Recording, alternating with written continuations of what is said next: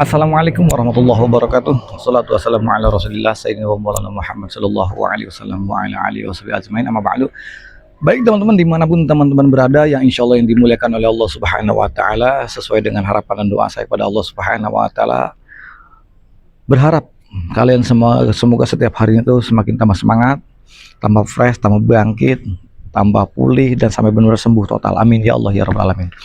Jumpa lagi teman-teman bersama saya Bang Andi, tentunya saja tentang seputaran gangguan asam lambung dan anxiety psikosomatis, yaitu channelnya Kang Sunandi.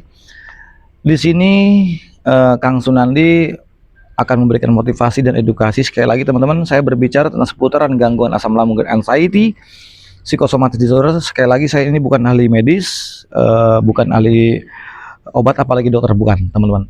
Saya berbicara tentang seputaran gangguan asam lambung dan anxiety psikosomatis disorder itu berdasarkan dengan pengalaman-pengalaman saya. Saya ingin memberikan motivasi dan edukasi tentang seputaran gangguan asam lambung dan anxiety disorder. Berharap kalian bisa tersugesti oleh video-video saya. Nah, di tema ini kali teman-teman ya, karena saya pun juga merasa sangat capek teman-teman menghadapi yang namanya gangguan asam lambung dan anxiety psikosomatis disorder. Bahasa orang Jakarta begini, ternyata yang lu lawan itu diri lu sendiri, guys. Bukan apa ya, bukan, kita tuh bukan melawan penyakit, bukan melawan yang gimana-gimana. Musuh kita adalah diri sendiri. Ternyata saya baru tahu setelah saya sembuh, ternyata yang saya lawan itu diri kita sendiri. Dan bahasanya, kamu itu kalian bakal capek, bukan karena hidup, tapi karena apa ya? Jadi karena perang yang nggak perlu kita memeranginya. Lantas gini, lalu musuh gue siapa gitu loh? Ternyata musuh kita adalah diri kita sendiri. Yaitu untuk bagaimana cara untuk melawan atau melewati pikiran-pikiran negatifnya, dan bagaimana cara memahami tentang pikiran-pikiran negatif yang pemicunya sehingga psikosomatik itu datang, anxiety itu tiba. Kenapa anxiety nggak bisa lepas? Maka teman-teman tonton sampai habis, jangan di skip-skip. Kenapa? Karena agar kalian tidak gagal paham, agar kalian bisa lebih mengerti dan bisa memahami. Ternyata ternyata anxiety kita selama ini berperang dengan pikiran, bukan dengan penyakit teman-teman. Baik yang baru bergabung, yang belum subscribe terlebih dahulu. Kenapa? Karena buat saya pribadi itu teman-teman, subscribe sangatlah penting. Kenapa? Agar video-video saya itu bisa berkembang dengan baik. Kalau sudah berkembang dengan baik, tentunya saja itu bisa menambah semangat saya untuk selalu bikin video-video tentang seputaran gangguan asam lambung dan anxiety psikosomatis disorder teman-teman. Nah, baik teman-teman, jangan lupa juga tentang motivasi dan edukasi seputaran sensasi gangguan asam lambung dan anxiety disorder itu di channel satunya lagi, namanya Sahabat Sunandi teman-teman. Jadi channel saya ada dua, satu channel yang Kang Sunandi, yang keduanya adalah Sahabat Sunandi. Di sana saya bercerita tentang bagaimana cara menghadapi seputaran sensasi gangguan anxiety psikosomatis disorder teman-teman. Nah, langsung saja teman-teman, tentang bagaimana cara untuk melawan pola pikir negatif. Lalu apa sih selama ini musuh kita itu bagaimana, dan bagaimana cara untuk melawan diri sendiri teman-teman? Ternyata teman-teman, di sini ada masalah, masa di kehidupan kita, masalah di pola pikir kita, bukan di kehidupannya, tapi di pola pikir kita. Jadi ada bahasa begini teman-teman, kalau saya mengatakan dulu itu dimana semuanya terasa berat banget, guys. Pada waktu zona saya terkena anxiety, di mana semuanya itu saya terasa sangat berat banget. Kenapa bisa seperti itu? Bukan karena masalahnya yang besar ternyata teman-teman. Bukan masalahnya yang sangat besar, tapi karena saya pada waktu itu terus ngelawan dari sensasinya, dari gejolak asam lambungnya, dari ketidaknyamanannya terhadap sensasi, dari rasa sakitnya, nggak tahu sakitnya apa, padahal kita nggak sakitnya apa, dari pikiran kita sendiri, dari apalagi dari permasalahan, dari kekhawatiran. Ini yang bikin runyem teman-teman. Ya belum sadar pada waktu itu. Ternyata teman-teman, selama kita masih memerangi dengan rasa takut, khawatir, cemas, was-was, gelisah yang tentang gara-gara anxiety, gara-gara sensasi yang muncul, kita harus bisa memahami teman-teman. Kenapa biasa semua terjadi? Nah, ini sesuai dengan pengalaman saya. pada waktu sakit saya terkena anxiety psychosomatic disorder. Dan memang teman-teman, jangankan kita pergi keluar kota, pergi keluar rumah aja mikirnya 10 kali lipat teman-teman. Itu yang saya pikirkan itu. Ya karena saya tidak ada kenekatan sama sekali, hanya saya berpikir tentang resikonya. Ya dikatakan takut pingsan lah, takut dadakan lah, takut tidak tertolong lah, ya pokoknya macam-macam. Jadi lalu saya mendekati, saya mau sepuh pada waktu itu, mau pengen masa ada pemulihan, karena saya sudah capek. Bahasanya gue mau bodo amat lah, gue mau pingsan sekali, mau jatuh sekalian, karena gue nggak bisa stuck begini terus guys. Anxiety disorder tentang sensasinya, kalau kita semakin dimanja guys, itu nggak bisa guys. Semakin dimanja, wah nyelutaki bahasanya nyeladung, songong anxiety itu. Kalau kita ikutin rasa takutnya, khawatirnya, cemasnya, was-wasnya, gelisnya, wah songong guys anxiety itu. Lalu kita nih sadar guys, ternyata kita ini selama ini berperangnya dengan pola pikir sendiri. Lalu bagaimana? Satu kata guys, lawan. Untuk melawan rasa takut itu guys, pahami dulu, segala sesuatu yang terjadi ya kelak nanti setelah kita melakukan, diyakini guys, penderita gangguan asam lambung dan anxiety psychosomatic disorder 99,9% tidak akan terjadi apapun yang kalian khawatirkan, tidak akan pernah terjadi. Di situ loh saya merasa orang paling bodoh pada waktu itu, merasa orang yang paling otaknya udah nggak bisa mikir guys. Karena setiap hari, bukan setiap hari guys, orang terkena anxiety psychosomatic disorder itu, bahkan setiap waktunya, setiap jam, setiap per menitnya, bahkan per detiknya, selalu dihantui dengan rasa takut, khawatir, cemas, was-was. Apa sih yang takutin? Ya nggak ada lagi. Ya dikatakan takut lah, takut dadakan lah, takut terkena penyakit berat lah, takut terkena penyakit kronis lah. 3 itu faktornya. Jadi sehingga kita ini sudah tidak bisa berpikir apa-apa. Jadi tentang sensasi yang muncul itu selalu dipikirkan, jangan-jangan nih gue, jangan-jangan nih. Selalu, jadi jangan-jangan ini selalu dikait-kaitkan dengan apa? Dengan penyakit berat. Selalu dikait-kaitkan, apalagi habis motor-motoran ya, walaupun sebentar ya, wah ditemenin. Itu kenapa saya dulu itu nggak berani keluar rumah, kenapa harus pakai jaket, kenapa harus pakai sweater, padahal ya di siang hari. Pikirnya pada waktu itu dulu saya tahu teman-teman, saya terkontaminasi tentang angin duduk lah, yang takut angin duduk lah, nanti saya dadakan lah, ini pokoknya macam-macam teman-teman. Nah untuk itu sebetulnya kalau kita ngikutin dengan rasa takutnya, egonya ya, ego kita nih, kita ikutin ego kita nih, ikutin rasa takutnya, khawatirnya, cemasnya, was-wasnya, nggak akan ada perubahan. Yang dibutuhkan bagi orang-orang yang terkena anxiety psychosomatic disorder adalah satu guys, action. Kalian mendengarkan viti-viti saya, oh damai, adem, oh iya nggak apa-apa. Kalian nonton komal-komal, oh iya adem. Nonton live-nya, oh iya adem, enak. Tapi setelah selesai videonya, selesai live-nya, kalian mikir lagi, gelisah lagi. Jadi seolah-olah nih kesenangan, kebahagiaan kita terletak ada daripada handphone. Itu salah besar guys. Ingat guys, kebahagiaan bagi orang-orang yang terkena anxiety disorder adalah dari diri kalian sendiri yang menciptakan, bukan terletak daripada handphone, bukan terletak daripada orang lain. Kebahagiaan kuncinya ada di dalam diri sendiri. Nggak bisa kalian untuk menerapkan di handphone, di apa, enggak. Kalian sendiri yang menciptakan kebahagiaan itu. Makanya ketika kalian menyimak tentang viti-viti saya, apa metodenya sehingga kita bisa pergi daripada zona anxiety psychosomatic disorder. Kalian juga jangan hanya mendengarkan, tapi menerapkan tentang metodenya. Dan ini gratis teman-teman, buat kalian. Saya pengen membangun agar kalian tuh jauh lebih fresh, lebih semangat gitu, biar kalian nggak stuck di situ, mau pusing guys kalian itu. Jangankan kalau dipikir egonya saya ya, kalau saya dibilang kasihan, kenapa saya harus kasihan sama orang-orang terkena anxiety, sedangkan orang yang terkena anxiety disorder itu aja dia tidak punya kasihan sama diri sendiri. Lo itu nggak kasihan sama diri lo sendiri, kenapa gua harus kasihan sama lo? Itu yang dulu saya katakan motivasi, dikatakan ego saya. Ya orang anxiety ini jangankan lihat keluarga, lihat teman-teman yang lain, Kalian aja tidak kasihan sama diri kalian sendiri. Kenapa? Lo kalian selama ini masih ngikutin rasa takut, khawatir, cemas, was-was, gelisahnya. Lo gimana? Itu kan merasa nggak kasihan. Kalau kalian kasihan sama diri kalian sendiri, kalian sayang sama keluarga, sayang sama diri sendiri, sayang sama teman-teman kalian, sama saudara-saudara kalian. Kalian jangan stuck di situ aja. Jangan hanya pendengar saja. Jangan hanya mendengarkan saja. Apa metode-metode daripada mentor-mentor tersebut? Kamu lakukan. Kamu jalankan, kamu terapkan. Seperti apa? Tidur lebih awal ya, kamu terapkan tidur lebih awal. Setiap bangun tidur sebelum subuh, kamu terapkan. Untuk apa? Mandi, ya kamu mandi. Lalu bagaimana lagi? Setelah kamu sholat subuh, bagi yang muslim, ya kamu grounding. Itu metode saya. Setelah selesai grounding, dapat 15 menit, 20 menit, selesai.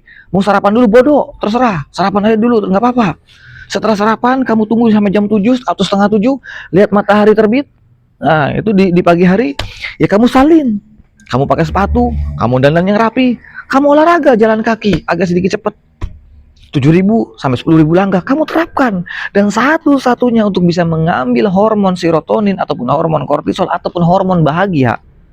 Kenapa saya mengatakan hormon bahagia? Karena bagi orang-orang terkena anxiety itu susah untuk ceria, apalagi bahagia. Nah, satu-satunya untuk mengembalikan hormon serotonin, hormon bahagia itu satu, guys, hanya jalan kaki. Dan itu tidak perlu, itu vitaminnya langsung, guys.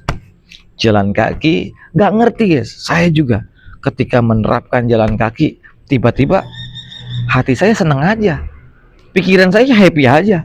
Makanya saya sampai sekarang saya menerapkan jalan kaki. Kenapa? Ya enak aja.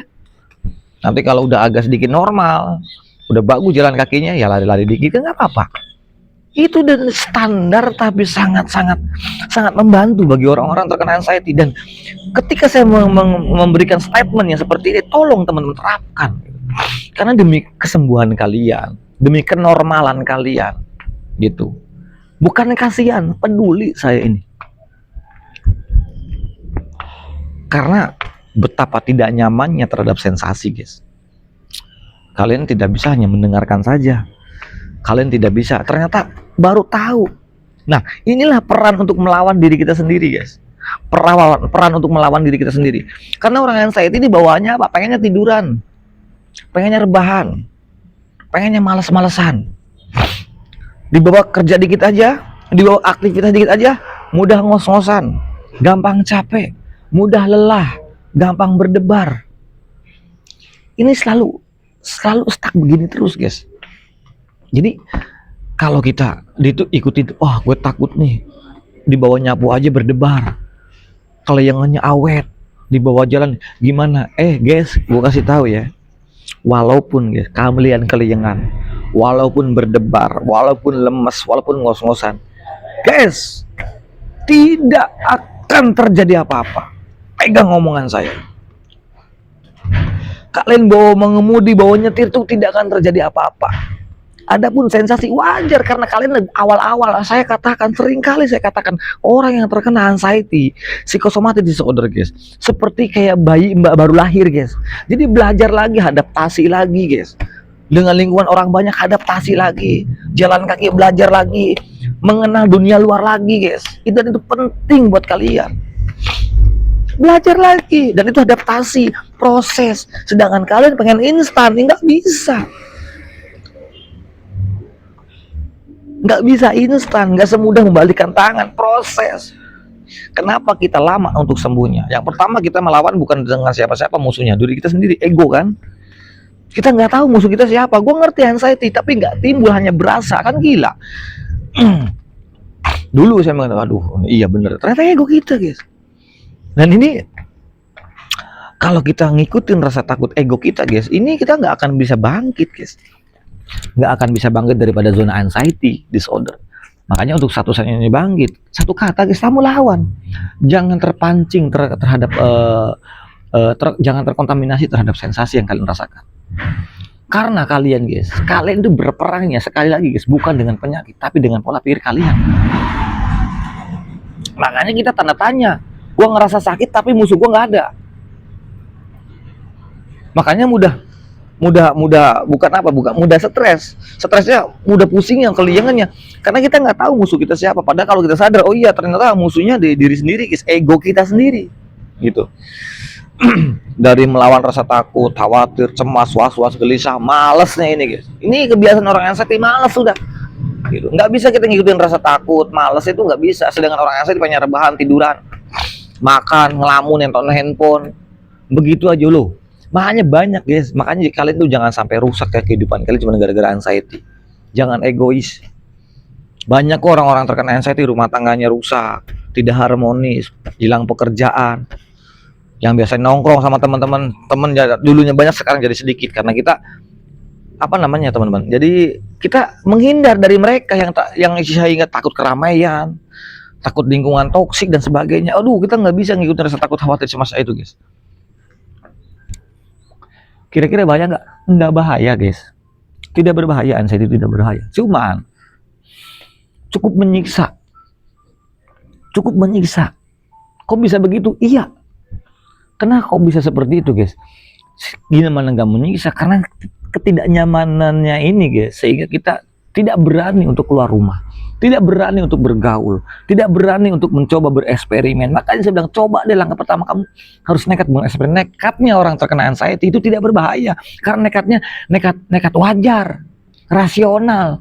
Kenapa dikatakan wajar? Ya karena nekatnya ingin olahraga, gitu loh. Lalu keutamaan olahraga bagaimana Kang? Nih guys, gua kasih tahu. Kenapa saya menekankan untuk keras? Ya. Kenapa kalian harus olahraga? Karena kalau kalian sudah menerapkan olahraga, guys, kamu akan pede. Kenapa? Selama 2-3 hari apalagi rutin dalam seminggu, ya kamu udah merasa sehat. Jadi kalau kamu mau makan apapun, guys, mau makan ini, mau makan ini, mau makan itu, kalian tuh normal, sehat. Lemak jahat, hipertensi, udah kalian sudah dibakar dengan olahraga itu. Itu kalian pede, kalian selama menerapkan normal olahraga, kalian tuh sehat. Mau makan apapun juga bebas ya, karena kamu sudah normal. Kamu udah bisa olahraga. Orang sakit itu nggak bisa olahraga, gitu, nggak bisa. Tapi kalau kalian karena kalian ini selama ini kesalahan kalian terlalu yakin. Egoisnya kita terlalu yakinnya kenapa? Kalian tuh terlalu yakin, seolah-olah diri kita itu sakit. Seolah-olah diri kita itu sakit parah gitu loh. Padahal kalian itu tidak sakit, hanya cara mindsetnya yang harus dirubah. Kenapa? Karena selama ini kalian itu tanpa disadari loh guys ya. Selama ini kalian itu kesalahan kita, orang terkena anxiety. Selama ini kita terlalu salah, terlalu memperlakukan diri kita seperti orang sakit. Coba dari sekarang guys, nggak peduli sensasinya apa, nggak peduli sensasinya gimana. Tapi kita untuk belajar bagaimana caranya untuk memperlakukan diri kita seperti orang normal. Di situ perjuangan kita dan di situ proses, guys. Jadi kita sebetulnya nggak bisa kita menghindari dari rasa cemas, takut, khawatir, was-was, nggak bisa. Jadi kita tuh benar-benar harus bisa melawan, guys. Buang egonya, guys. Kamu jangan dihantui dengan takut ini, takut itu, buang. Takut kalian itu gak ada manfaatnya. Takut kalian itu sebagai provokator daripada anxiety, karena tugasnya anxiety adalah mengacaukan pikiran kalian semua. Wajar sih guys, kalian tuh punya trauma. Ya mungkin saya takut awal lagi masuk IGD, dari awal-awal saya takut kena parah lagi sehingga nggak bisa apa-apa. Yang bikin kita stres lagi seolah-olah imajinasi kita, seolah-olah pikiran kita, seolah-olah mindset kita begini.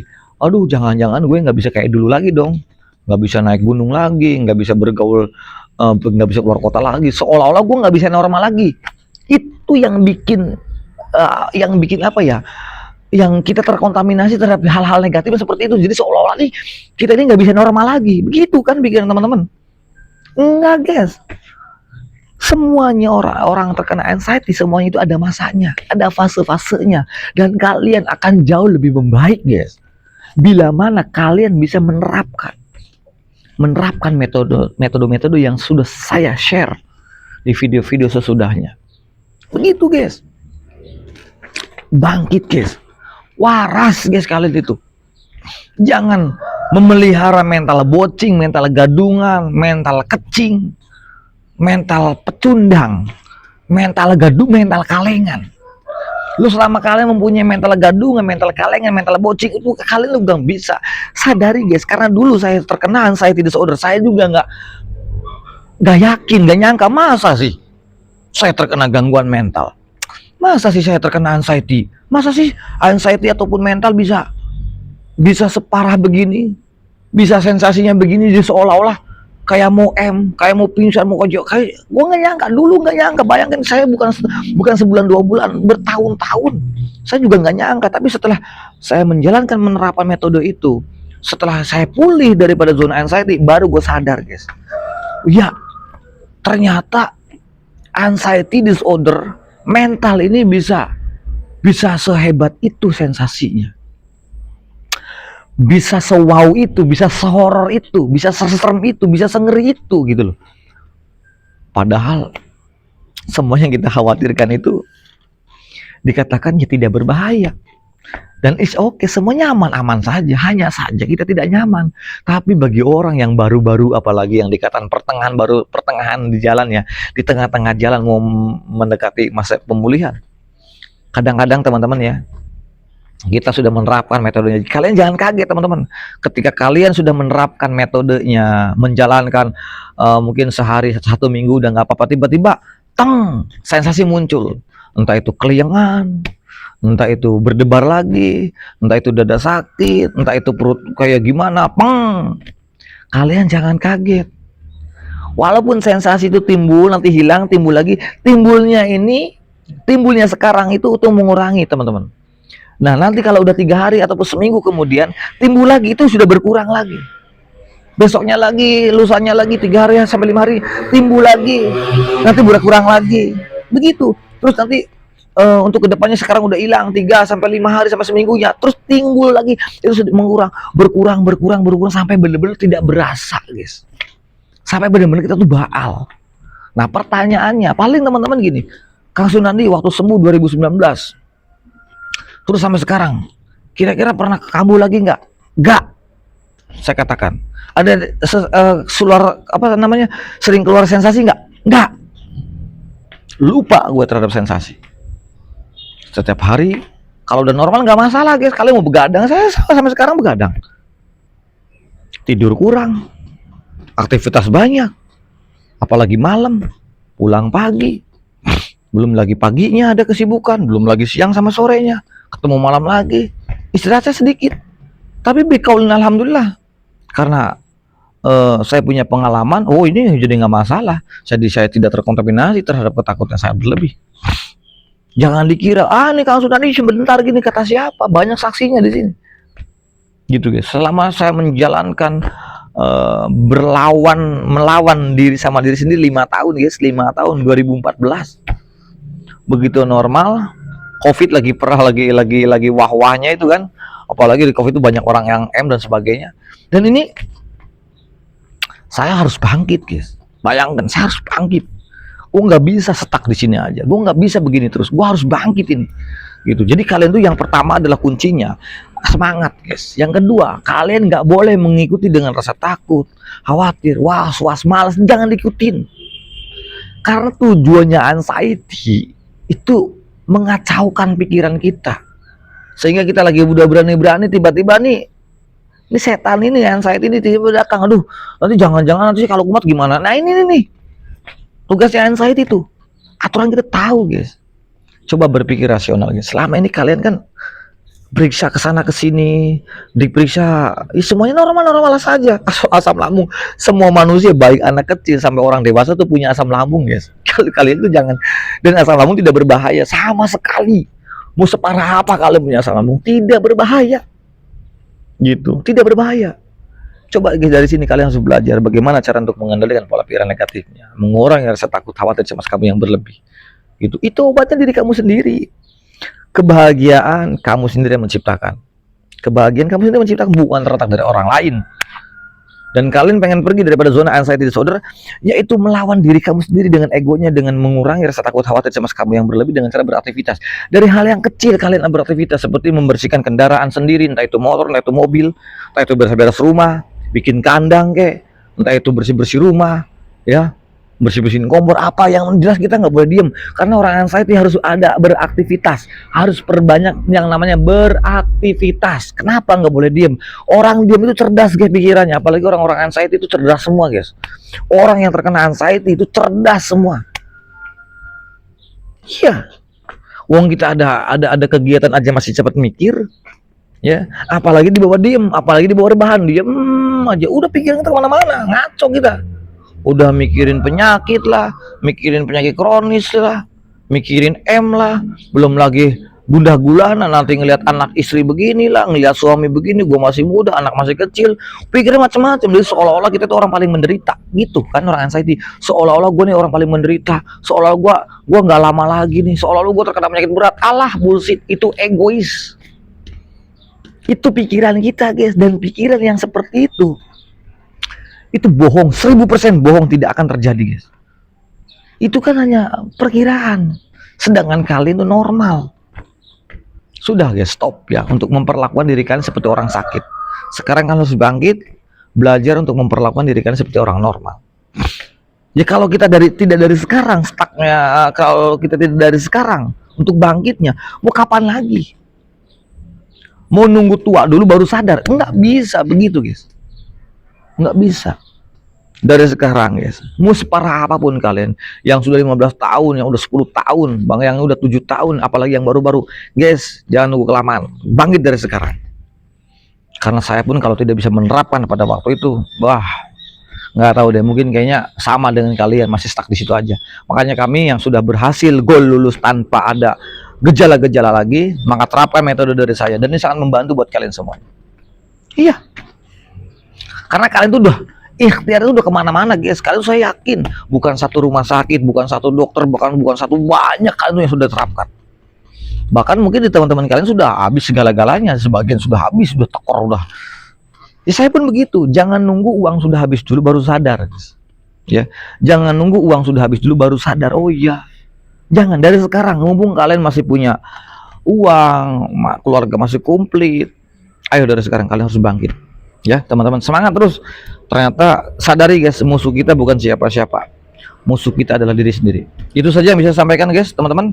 Mudah-mudahan kalian tetap semangat, bangkit guys, tenang, jangan kasih kendor anxiety, harus bangkit, harus semangat, lawan rasa takutnya, buang mental bocingnya, buang mental kecingnya, yang takut berkendara, takut mengemudi, alah wis bullshit, berangkat guys, percaya guys. Ingat ya, 99,9% apapun yang kalian khawatirkan tidak akan pernah terjadi, tidak akan pernah terjadi. Jadi sadari dulu guys, bahwa penderita gangguan asam lambung anxiety disorder itu tidak berbahaya dan semuanya akan berlalu guys, semuanya akan berlalu dan kalian akan bisa kembali pulih normal guys. Saya pun yang parah begini bisa kembali normal, bisa bangkit lebih kuat, bangkit lebih sehat, bangkit lebih semangat. Apalagi kalian yang dikatakan baru setahun 2 tahun, alah ciliwil-wil, bisa kalian tuh. Udah bismillah, kita wakaltu ilallah, pasti kalian bisa. Yang baik datang dari Allah Subhanahu wa taala. Yang jelek dari pribadi, al insanul makhluq khata'an. Insan, saya manusia biasa, atau masalah khilaf, mohon maafnya teman-teman. Itu saja yang saya bisa sampaikan, mudah-mudahan menjadi manfaat. Ya akhir kalam, assalamualaikum warahmatullahi wabarakatuh.